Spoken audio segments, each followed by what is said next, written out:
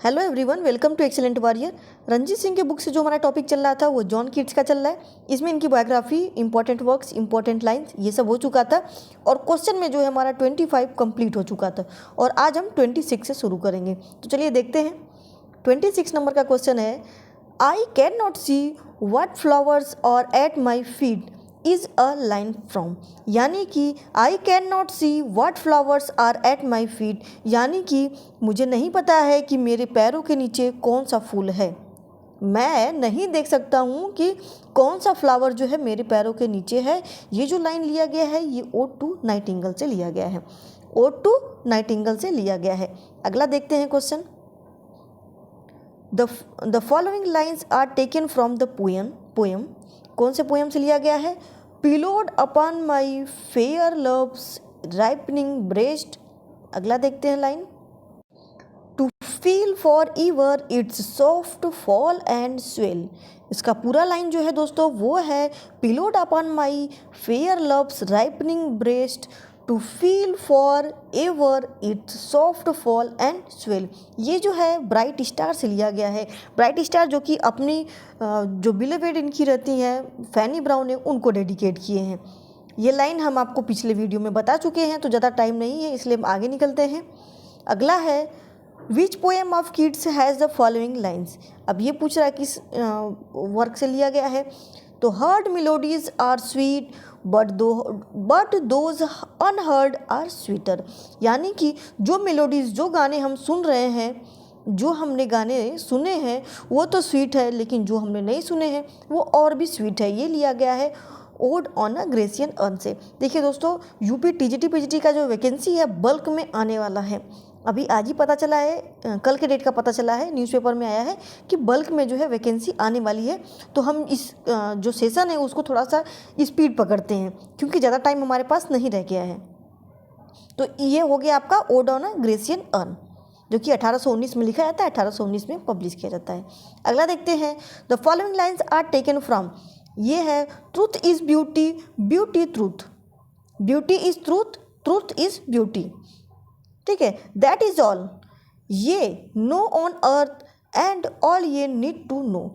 यानी कि इसमें जो बताया जा रहा है, इसमें बताया जा रहा है कि सत्य ही सुंदरता है, सुंदरता ही सत्य है, सुंदरता ही सत्य है और सत्य ही सुंदरता है, यही सब है। That is all ye know on earth and all ye need to know. यानी हम सबको ये सब चीज़ें जानने की आवश्यकता है कि जो सत्य है वही सुंदर है और जो सुंदर है वही सत्य है। देखिए, पहले सुंदर और सत्य आया है, उसके बाद सत्य और सुंदर आया है।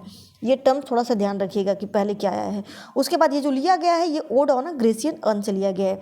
Odd on a Grecian earn जो ग्रीक का जो एक घड़ा रहता है उसी पर चित्रण होता है।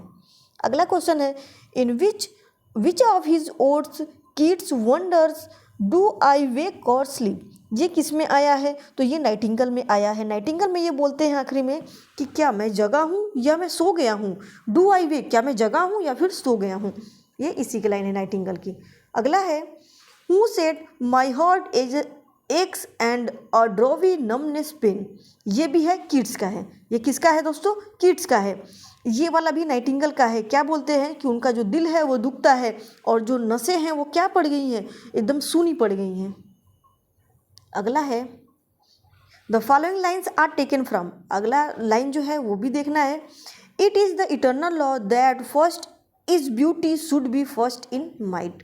ये भी लिया गया है आपका कीट्स के हाइपीरियन से लिया गया है। हाइपीरियन और विजन। हाइपीरियन में दो आया है वर्क। पहले एक हाइपीरियन आता है 1818 में, उसके बाद फॉल ऑफ हाइपीरियन आता है। ध्यान दीजिएगा, फॉल ऑफ हाइपीरियन भी आता है जो इनकम्प्लीट होता है, कंप्लीट नहीं होता है। तो इसी का ये लाइन है, that is the eternal law. ये आंतरिक, ये जो इटर्नल जो सत्य है वो क्या है कि that is the first in beauty. जो सुंदरता में पहला है उसको जो है शक्ति में भी पहला होना चाहिए, यानी उसको जो पावर है उसमें भी प्रथम होना चाहिए जो सुंदरता में प्रथम है। अगला क्वेश्चन है, the following lines are taken from. देखिए, ये पीजीटी में आया हुआ क्वेश्चन है, ये सब आया हुआ क्वेश्चन है। A thing of beauty is a joy for ever, it's loveliness increase it will never. अब देखिए, इसमें जो है वो बता रहे हैं the thing of beauty is Joy for ever.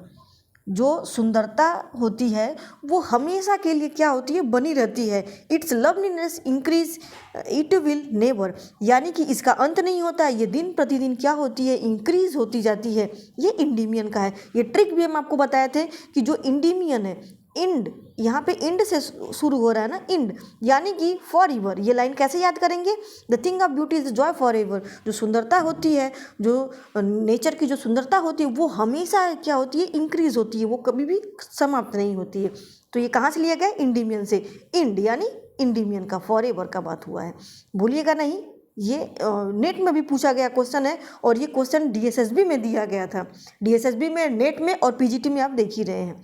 अगला क्वेश्चन है, देखिए ये भी आपका पीजीटी 5 में 2005 में 2010 में पूछा गया है। देख लेते हैं क्वेश्चन क्या है। A long romance entitled Endymion is written by, ये जॉन कीट्स के द्वारा लिखा गया है। तो देखिए इंडिमियन बहुत इंपॉर्टेंट हो जाता है।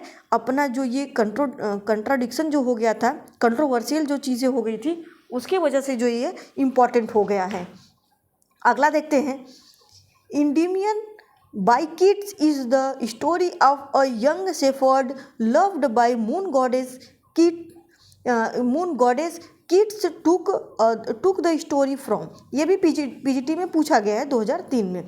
इसमें क्या बोला जा रहा है कि जो इंडिमियन है वो एक स्टोरी है एक यंग शेफर्ड की, जो कि मून गॉडेस सिंथिया से लव करता है, मून गॉडेस से लव करता है। ये जॉन कीट्स की स्टोरी है, ये कहाँ से ली गई है, ये दोस्तों एक मिथ है। और ये कहाँ से ली गई है, तो अगले वाले पेज पे देखते हैं ये कहाँ से लिया गया है। तो ये जो है दोस्तों एक ग्रीक मिथोलॉजी है, ये एक ग्रीक मिथोलॉजी है, ग्रीक मिथोलॉजी से लिया गया है। और इसमें गॉडेस सिंथिया होती है, और एक इंडिमियन, एक शेफर्ड होता है जिसका कि जो यंग होता है, और इंडिमियन एक शेफर्ड होता है, यंग होता है, और उसका जो लव अफेयर चलता है वो मून गॉडेस सिंथिया से चलता है। और ये स्टोरी किस में दिखाई गई, ये कौन सी स्टोरी होती है, तो ये एक मिथोलॉजी होती है, ग्रीक की मिथोलॉजी। मिथोलॉजी क्या होता है दोस्तों, तो मिथोलॉजी ऐसे ही होता है जैसे हमारे यहाँ जो रामायण है, महाभारत है, ऐसा बोला जाता है कि वो मिथ है, वो सत्य है कि असत्य है, ये चीज़ें कोई नहीं जान पाता है, ना तो उसका पूर्ण रूप से साक्ष्य मिलता है, ना तो उसको पूर्ण रूप से नकारा जा सकता है, तो उसी को मिथ बोलते हैं। तो वही जो होता है वो क्रिश्चियन धर्म में एक जो ग्रीक धर्म होता है, जो ग्रीक है, वहाँ का एक मिथोलॉजी है, उसी को बोला जाता है मिथोलॉजी। समझ में आ गया आपको। अगला देखते हैं, क्वेश्चन 36 नंबर का है। Which work was described by Keats as a famous attempt rather than a deal accomplished? ये जो बोले हैं ये किसके लिए बोले हैं, इंडिमियन के लिए बोले हैं। इंडिमियन जब ये 1818 में लाते हैं तो उस टाइम पे ये क्या बोलते हैं कि ये जो वर्क है उनका इंडिमियन, वो क्या है, एक फेविस अटेम्प्ट है rather than a did accomplished, यानी ये उनका शुरुआती का वर्क है भाई। इसको जो है लोग बहुत सीरियस ले लिए थे, इतना ज़्यादा क्रिटिसाइज़ कर दिए थे, जबकि ये बोलते हैं ये क्या है, उनका अनसक्सेसफुल अटेम्प्ट है। ये उसको खुद भी गलत मानने लगते हैं इंडिमियन को लेकर के, ये इंडिमियन के लिए बोले हैं। देखिए पीजीटी 2009 में पूछा गया है। अगला क्वेश्चन देखते हैं, Keats work were criticised in the magazine. जो कीट्स का वर्क है, अभी हम आपको इंडिमियन के बारे में बता रहे थे कि इंडिमियन को क्रिटिसाइज़ किया गया है, इंडिमियन को क्रिटिसाइज़ किया गया है। The thing of beauty is a joy for ever, जो भी ट्रिक बताए हैं उसी के बारे में। तो उसको किस में क्रिटिसाइज़ किया गया, 2 मैगजीन में किया गया है। किस में किया गया है, तो ब्लैकवुड मैगजीन में किया गया और क्वार्टरली रिव्यू में किया गया। इसमें इतना ज़्यादा इसको क्रिटिसाइज़ किया गया है कि क्रिटिक्स बोलते हैं कि जो ये क्रिटिसिज्म है यही कीट्स का जो है जान ले लेता है। अगला क्वेश्चन है, who said Keats had flint and iron in him. अब ये कौन बोला है कि कीट्स के अंदर जो है वो फ्लिंट यानी कि चमक पत्थर और लोहा था, यानी कि कीट्स के अंदर एक चमकदार पत्थर और लोहा था। ये कौन बोला है, तो ये बोले हैं अर्नोल्ड बोले हैं, मैथ्यू अर्नोल्ड बोले हैं, मैथ्यू अर्नोल्ड। ठीक है, मैथ्यू अर्नोल्ड बोले हैं, क्या बोले हैं कि उनके अंदर फ्लिंट और आयरन था। फ्लिंट और आयरन क्या है दोस्तों, तो चमकदार पत्थर और लोहा थे। वो कीट्स चमकदार पत्थर और लोहा थे। देखिए अगला क्वेश्चन भी पीजीटी में पूछा गया है, who said about Keats he is with Shakespeare. ये नेट में भी पूछा गया है। ये देखिए कीट्स से जो है नेट में क्वेश्चन बहुत ज़्यादा आता है। नेट का जो है फेवरेट पॉइंट होता है कीट्स का। किट को ये फेवरेट होता है किट ये पॉइंट, और ये उठाते हैं बार बार नेट वाले, यूजेसी नेट उठाता है। तो ये जो है मैथ्यू अर्नोल्ड बोलते हैं, क्या बोलते हैं, ही इज विथ शेक्सपियर, उनको जो है किसके साथ एसोसिएट करते हैं, रखते हैं, विलियम शेक्सपियर के साथ। जॉन कीट्स दोस्तों कितने साल जीते हैं, 25 साल 4 महीने केवल। 25 साल 4 महीने में जब ये इतना सब कुछ बना लेते हैं, तो सोचिए अगर ये रह गए होते हैं शेक्सपियर जैसे, वर्ड्सवर्थ जैसे, तो क्या हुआ होता। Who said Keats was a Greek, Keats जो थे वो ग्रीक थे, वो कौन बोला है, ये शैली बोले हैं। शैली इनको बहुत कुछ एसोसिएट किए हैं पॉजिटिव वे में, शैली इनको बहुत मानते थे। हालांकि इनका बहुत ज़्यादा अटेंशन नहीं था शैली के ऊपर, लेकिन ये बहुत ज़्यादा शैली जो है इनको बहुत मानते थे कीट्स को। कीट्स जो है इनसे छोटे भी थे। देखिए शैली का जो जन्म होता है वो 1792 में होता है, और कीट्स का कब होता है, 95 में होता है। तो ये जो है शैली के द्वारा बोला गया है कि कीट्स जो है वो ग्रीक थे, क्योंकि देखिए ग्रेसियन अर्न जो है ग्रीक का बहुत ज़्यादा चित्रण करते हैं कीट्स, इस वजह से इनको जो शैली हैं वो ग्रीक बोलते हैं। हु कॉल्स कीट one of the inheritors of unfulfilled renowned, ये कौन बोला है, तो ये बोले हैं शैली बोले हैं। क्या बोले हैं कि जो कीट्स हैं वो क्या है, इनहेरिएंट्स ऑफ अनफुल्ड रिनोन बोले हैं, जिसका मतलब होता है कि कीट्स जो है अधूरी प्रसिद्धि के उत्तराधिकारी में से एक है। उनको प्रसिद्धि जो है वो बहुत कम मिली है, वो जो है उनको जो है अधूरी प्रसिद्धि मिली है, और उसी के वो उत्तराधिकारी थे, ये शैली बोले हैं। अगला क्वेश्चन देखते हैं। Who said Keats as a poet is abundantly and intently sensuous, ये जो बोले हैं मैथ्यू अर्नोल्ड बोले हैं। इसका एक ट्रिक है याद करने का दोस्तों कि सेंसुअस कौन बोला है इनको, तो बोलिएगा मैथ्यू अर्नोल्ड। आयरन अभी कौन बोला था इनको, तो फ्लिंट और आयरन भी बोले थे मैथ्यू अर्नोल्ड। और जो अभी सेंसुअस वाली बात बोला जा रहा है कि कीट्स जो है एक पोएट है, अबंडेंटली एंड इंटेंटली सेंसुअस, वो क्या है, कीट्स जो है कवि के रूप में, कीट्स जो है दोस्तों वो कवि के रूप में प्रचुर और आकर्षक हैं। प्रचुर, अबंडेंटली मतलब प्रचुर, और इंटेंटली मतलब आकर्षक। कीट्स जो है आकर्षक और प्रचुर है। तो कीट्स को आकर्षक बोला भी जाता है। कीट्स देखने में भी इनका लुक बहुत ज़बरदस्त था दोस्तों। अदर राइटर्स की अपेक्षा जो कीट थे, शैली थे, काफ़ी हैंडसम थे। इनका इमेज भी देखने को मिलता है, तो देखिएगा काफ़ी हैंडसम लगते हैं अदर राइटर्स के अकॉर्डिंग। ये लोग यंग में ही डेथ हो जाता है, जिस वजह से उनका यंग का ही जो इमेज रहता है वो चल जाता है, यंग ही दिखाया गया है। तो मैथ्यू अर्नोल्ड इनको बोलते हैं कि ये क्या है, ये इंचेंटिंग यानी आकर्षक हैं और प्रचुर हैं सेंसुअसनेस में। सेंसुअसनेस में ये कौन बोला है, मैथ्यू अर्नोल्ड बोले हैं। अगला क्वेश्चन देखते हैं। Keats poem la belle dame sans merci is, यानी कीट्स का पोएम जो la belle dame sans merci है वो क्या है, वो एक बैलेड है। देखिए ये पीजीटी में पूछा गया। जितना भी क्वेश्चन हम आपको बता रहे हैं इसको हल्के में मत लीजिएगा, बहुत ही इंपॉर्टेंट है। रंजीत सिंह का जितना भी एमसीक्यूज दिया है सब पढ़ जाइए दोस्तों, पीजीटी के लिए और टीजीटी के लिए। अगला है whom did Keats write I think I shall be among the English poet after my death। ये देखिए काफ़ी इमोशनल लाइन होता है कीट्स का। वो बोलते हैं कि मैं जो हूँ, आई थिंक मैं सोचता हूँ, I shall be among the English poet, यानी कि मैं सोचता हूँ कि मैं भी जो हूँ उस इंग्लिश पोएट में से ही बन जाऊँगा अपने डेथ के बाद। यानी ये कल्पना करते हैं कि अपनी मृत्यु के बाद मैं जो हूँ वो काउंट किया जाऊँगा इंग्लिश पोएट में, जैसे कि शेक्सपियर हो गए, वर्ड्सवर्थ हो गए, इसी में जो है मैं काउंट किया जाऊँगा। ये किसकी इच्छा होती है, ये वो बोलते हैं आपके जॉन कीट्स बोलते हैं। और किस में बोलते हैं, तो ये बोलते हैं कीट्स राइट, ये लिखते हैं किसमें, एक लेटर में, जो इनके ब्रदर जॉर्ज होते हैं, जॉर्ज और टॉम, उन्हीं के लेटर में ये बातें बोलते हैं अपने भाई से। अगला क्वेश्चन है, देखिए इसका तो थोड़ा सा इरेज हो गया है, बट हम लेके चलते हैं क्वेश्चन को। तो 45 नंबर का क्वेश्चन है, फिट्जजेराल्ड F. Scott Fitzgerald was a great admirer of the poetry of John Keats, so much that he named one of his novels Tender is Night with a line from one of the poems Keats, which poem was it। यानी इसमें बोला जा रहा है, सब मिलाकर के पूरी लाइन का मतलब है कि जॉन कीट्स का जो वर्क है, कोई एक वर्क है जिसमें से कि जो फिट्जजेराल्ड हैं वो एक लाइन उठाते हैं और अपना एक नॉवेल लिखते हैं। नॉवेल लिखते हैं, वो कौन सा नॉवेल होता है? Tender is night. ये एक नॉवेल है इनका, किसका? फिट्जजेराल्ड का, जो कि नाम रहता है टेंडर इज नाइट। और ये जो लाइन है दोस्तों, जो ये अपने नॉवेल का नाम लिखते हैं, वो किस पोएम में आता है किड्स के? तो वो आता है ode to nightingale. Ode to nightingale में क्या आता है? Tender is night. Tender is night, इसी को जो है एक अपना नॉवेल का टाइटल बनाते हैं फिट्जजेराल्ड, जो कि एक बहुत बड़े एडमायरर होते हैं जॉन कीट्स के। इस वजह से ये इसको अपना नॉवेल का जो है नाम देते हैं और नॉवेल लिखते हैं। Ode to nightingale, tender is night. देखिए नाइट से आप ट्रिक बना सकते हैं। टेंडर इज नाइट दिया है, टेंडर इज नाइट। तो देखिए ये कैसे बन रहा है ट्रिक, नाइट आ रहा है ना, नाइट का डिस्क्रिप्शन इसमें दिया गया है नॉवेल में। ये एक नॉवेल है, नॉवेल है, देखिए एन से है, ये एक नॉवेल है जो कि फिट्जजेराल्ड जो है लिखे हैं। और tender is night ode to the nightingale, night night दोनों में आ रहा है, ट्रिक बना लीजिएगा।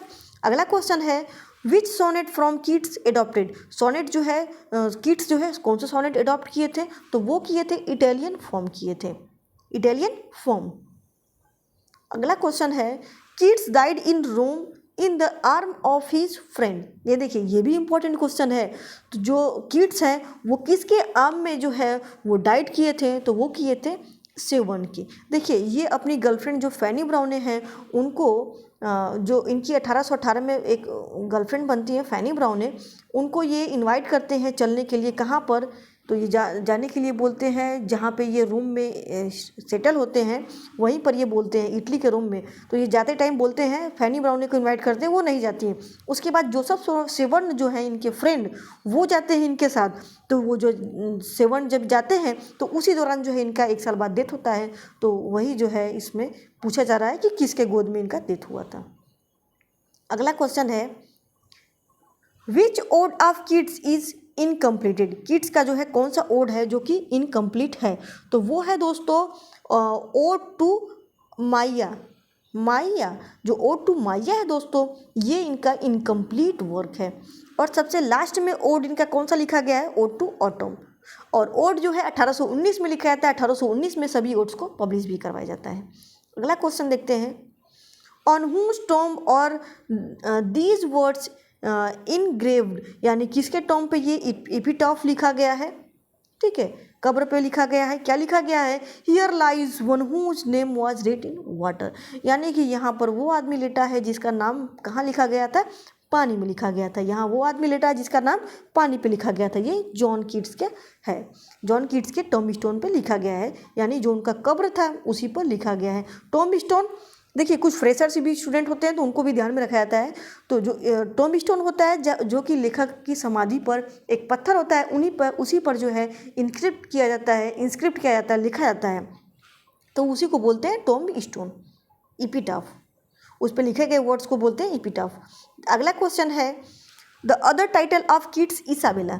इसाबेला जो वर्क है किट्स का, उसका दूसरा नाम क्या है? तो उसका दूसरा नाम है pot of BECIL. Isabella the pot of BECIL इसका पूरा नाम है।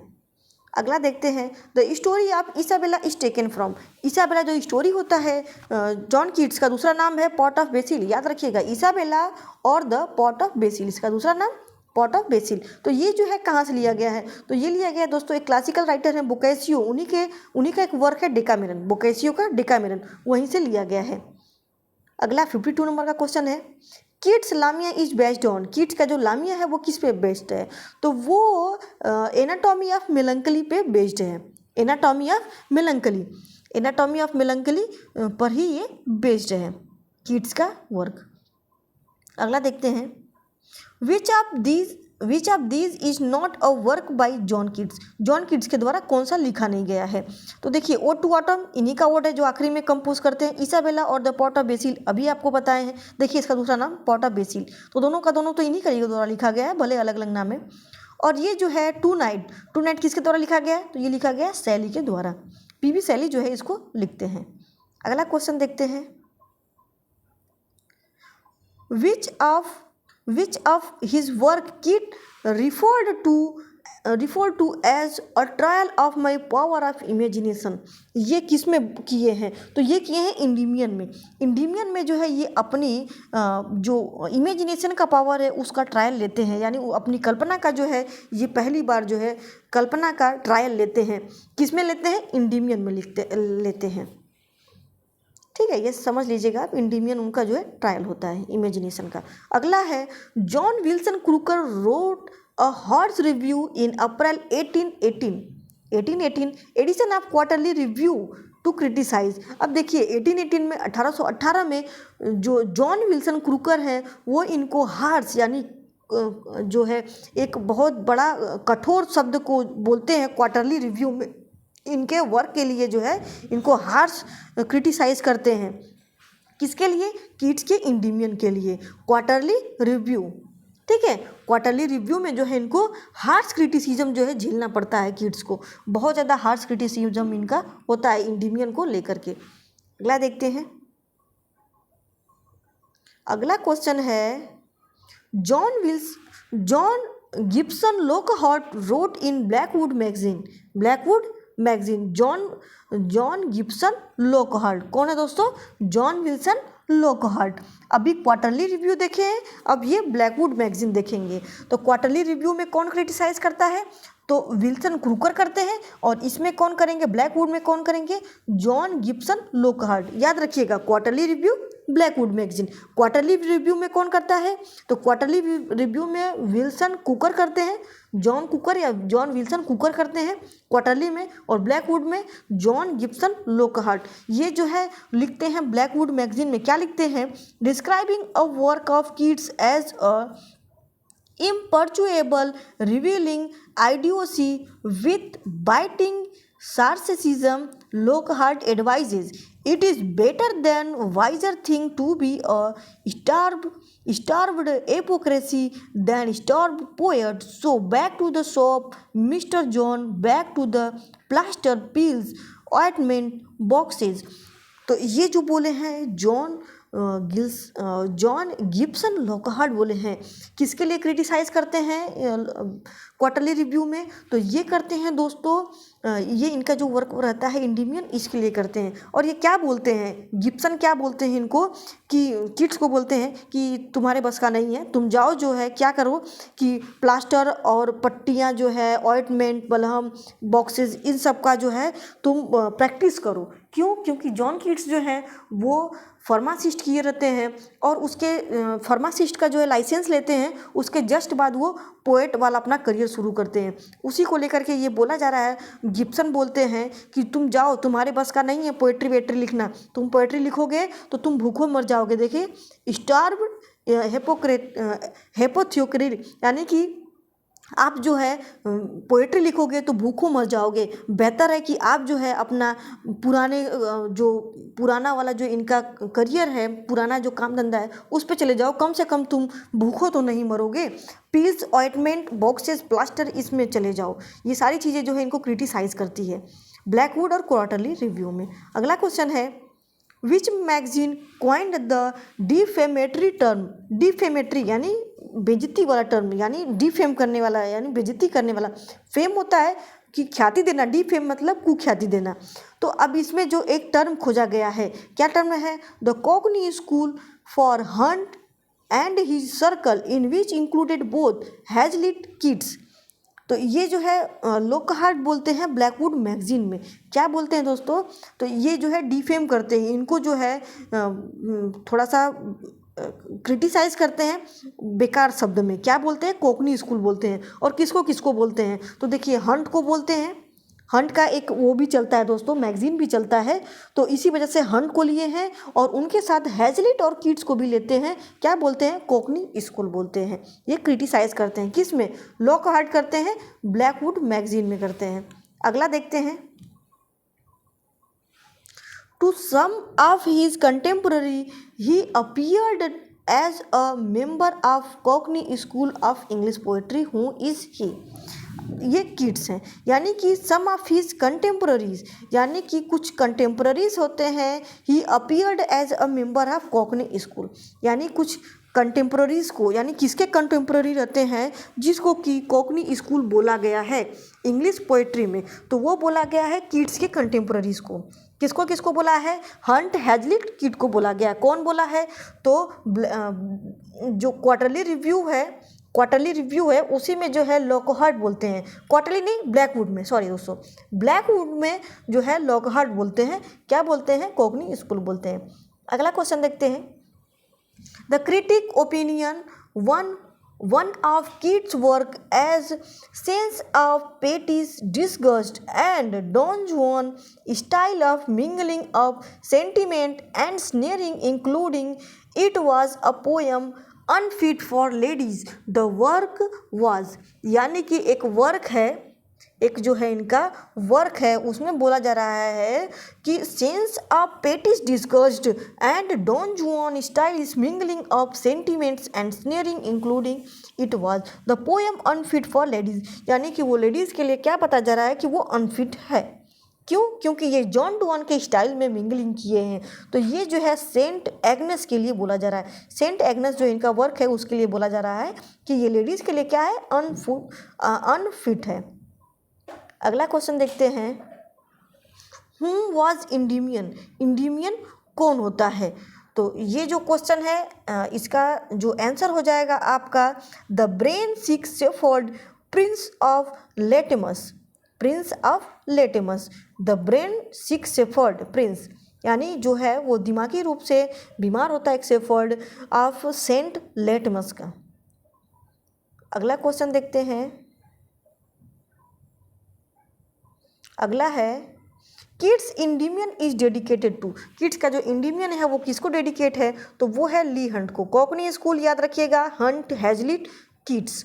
तो ये जो इंडिमियन है डेडिकेट करते हैं अपने मित्र हंट को, ली हंट को। अगला क्वेश्चन है the reading Endymion whose influence can we see on Keats, जो ये क्वेश्चन है इंडिमियन का। वाइल रीडिंग, जब ये इंडिमियन को रीड करते हैं, जो राइटर है इंडिमियन को जब रीड करते हैं, whose influence can we see on Keats, तो कीट्स के ऊपर जो है कौन सा इन्फ्लुएंस देखने को मिल सकता है किस राइटर का? तो वो है स्पेंसर का। यानी जब आप इंडिमियन पढ़ेंगे तो आपको साफ साफ दिखेगा कि कीट्स के ऊपर किसका इन्फ्लुएंस है? स्पेंसर का। तो ये बात सही है। और एक बात याद रखिएगा, स्पेंसर का ही ये सोनेट जो है स्पेंसर का, यानी कि इटालियन सोनेट को ही फॉलो करते हैं। इटालियन सोनेट में जो है स्पेंसर ही लिखते हैं। इटालियन सोनेट जो है स्पेंसरियन सोनेट बोलिए या फिर इटालियन सोनेट बोलिए, उसी का इन्फ्लुएंस रहता है कीट्स के ऊपर। तो अगला क्वेश्चन है हमारा 63 नंबर का क्वेश्चन है। सैली डिसमिस्ड कीट्स पोएट्री, सैली जो है कीट्स की पोएट्री को डिसमिस करते हैं बाय सेइंग, कहते हुए क्या? In spite of his transcendental genius, Keats never was nor ever will be a popular poet. Keats dislike Keats poetry because, अब देखिए कीट्स का जो पोएट्री है वो सैली क्रिटिसाइज करते हैं। क्या कहते हुए क्रिटिसाइज करते हैं? तो ये कहते हैं कि जो कीट्स की पोएट्री है, Keats spite of his transcendental genius, Keats never nor will be the popular poet. कहते हैं कि कीट्स जो है इनका जो ट्रांसेंडेंटल जो जीनियस है स्पाइट ऑफ, उसके बजाय ये क्या है कि ये एक पॉपुलर पोएट जो है नहीं बन सकते, इसकी वजह से ये पॉपुलर पोएट नहीं बन सकते हैं। किसकी वजह से? ट्रांसेंडेंटल जीनियस की वजह से। ठीक है, तो ये जो है कौन बोलता है? तो ये जो है बोलते हैं हमारे सैले बोलते हैं। सैले जो है कीट्स को डिसमिस करते हैं। क्यों? क्योंकि his poetry was devoted of revolutionary spirit, क्योंकि इनकी जो पोएट्री होती है वो क्या होती है? Poetry was devoid of revolutionary spirit, इनके अंदर जो है रिवोल्यूशनरी स्पिरिट नहीं है। किसके अंदर? कीट्स के अंदर, जबकि सैली के अंदर रिवोल्यूशनरी स्पिरिट बहुत होता है। अगला क्वेश्चन है James Henry Leigh Hunt who wrote a poem about Ben Adhem was the first to influence critic to recognize to work of, ये जो है कीट्स के लिए बोला गया है। क्या बोला गया है कि जो जेम्स है, Henry James Leigh Hunt who wrote a poem, Leigh Hunt और हेनरी जेम्स जो हैं वो एक पोएम लिखते हैं about Ben Adhem, was the first to influence critic recognise to work of Keats, यानी ये लोग जब लिखते हैं, ली हंट और जेम्स जब लिखते हैं तभी जो है इनका वर्क जो है सामने आता है, किसका, किड्स का। इन्हीं के पहले यही लोग क्रिटिसाइज करते हैं, जिस वजह से इनका पोएम जो है पहले लोगों के बीच में आता है। अगला क्वेश्चन देखते हैं। अगला क्वेश्चन है, in which poem Keats uses star imagery. Keats जो है किस वर्क में अपना स्टार इमेजरी यूज़ किए हैं, तो वो किए हैं ब्राइट स्टार में। ब्राइट स्टार, स्टार इमेजरी याद रहेगा, ब्राइट स्टार स्टार इमेजरी, ठीक है, ये ध्यान रखिएगा, ट्रिक याद रखिएगा। और ये ब्राइट स्टार किसको डेडिकेट किए हैं, तो इनकी जो गर्लफ्रेंड रहती है फैनी ब्राउन है, उनको किए हैं। अगला क्वेश्चन देखते हैं। Ode to Psyche, Psyche is loved by, यानी ओ टू साइके में जो है वो साइको को लव किया जाता है, किसके द्वारा, एरोज या लव के द्वारा, एरोज या लव, याद रखिएगा, एरोज, भूलिएगा नहीं, साइके में है। अगला क्वेश्चन है, let the winged fancy roam, pleasure never is at home, the lines are from. ये जो है ओ टू फैंसी का है, इसमें क्या बोलते हैं कि कल्पना को कभी भी घूमने दो, यानी कल्पना को कहीं भी घूमने दो, आनंद कभी भी घर पर नहीं रहता है। Pleasure never is at home, आनंद जो है घर पर नहीं रहता है। आखिरी क्वेश्चन है हमारा आज का, which of the following authors wrote a work named Endymion in pre Shakespearean period. अब इसमें बोला जा रहा है कि कौन से राइटर हैं जो कि एक वर्क लिखते हैं नेम्ड इंडिमियन लिखते हैं इन प्री शेक्सपियरियन पीरियड, यानी कि शेक्सपियर के। अब देखिए इसमें एक ट्विस्ट है, इंडिमियन दो है, एक किड्स का है और एक किसका है, लिली का है। तो ध्यान दीजिएगा, यहाँ पे प्री शेक्सपियरियन का बात किया जा रहा है, ना कि पोस्ट शेक्सपियरियन का। पोस्ट देता तो आप किसको लगाते, जॉन कीट्स को लगाते। खैर यहाँ पे आंसर भी नहीं दिया गया है, तो एक बात याद रखिएगा, चिल्ड्रन राइटर जो जॉन कीट्स है, जॉन लिली हैं, जॉन कीट्स, जॉन लिली। जल्दी में अगर किड्स दिया है तो आप किड्स को मार देंगे, लेकिन यहाँ पे प्री दिया है तो आप किसको मारेंगे, जॉन लिली को, जो यूनिवर्सिटी पोएट्स होते हैं। तो आज का इतना ही दोस्तों, मिलते हैं अगले वीडियो में। अगला जो हमारे राइटर रहेंगे वो रहे चार्ल्स जॉन हफॉम डिकेंस, यानी कि चार्ल्स डिकेंस, ये इनका बीच का नाम है जिसको नहीं लिया जाता है, चार्ल्स डिकेंस, यही रहेंगे अगले हमारे राइटर। तो चलिए मिलते हैं अगले वीडियो में, और प्लीज़ चैनल को जो है सब्सक्राइब, लाइक, शेयर जरूर कर लीजिएगा।